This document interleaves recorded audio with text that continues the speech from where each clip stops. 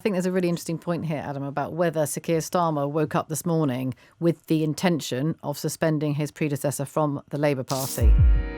BBC Sounds. Now, Nick, when I woke up this morning and we all knew this report was coming because they'd said it was going to be published today, I thought this was going to be the end of a chapter. And it might be the end of a chapter, but it's also the start of another one, isn't it? It's not over. No, I mean, it's not over. And you have many supporters of Jeremy Corbyn in the Labour Party, resigning from constituency Labour parties. There is a very, very strong feeling that this is an overreaction by Keir Starmer.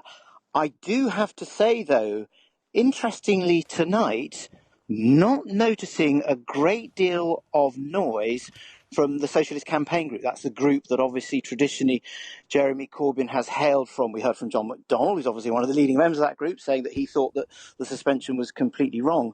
But other than that, not many voices. Now, as I understand it, talking to members of that group, they are not happy with the way that Jeremy Corbyn responded so quickly. 36 minutes after the publication of that report, he responded. And as I understand it, I've been told that a number of members of that group last night were circulating messages amongst themselves, and they were saying, we need to read this report, we need to consider it very carefully, and we need to bide our time and keep our counsel. And some members of the group were saying, we've then got to accept the report. But the general view was that they should read it, they should digest it, and they shouldn't say anything about it at this stage. Do you think Keir Starmer might have his eye on other people he could use the same tactics to get rid of?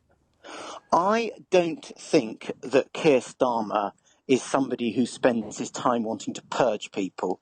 He is genuinely somebody who wants to be a unifying figure, but he also wants to be Prime Minister, and he believes very strongly that there are certain lines that, if they're crossed, are going to make it impossible for the Labour Party to get back into number 10. And one of those lines for him is having a question mark over how allegations of anti-Semitism are dealt with in the Labour Party.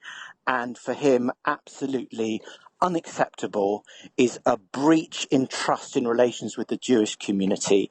And he is going to throw all he can at resolving those issues.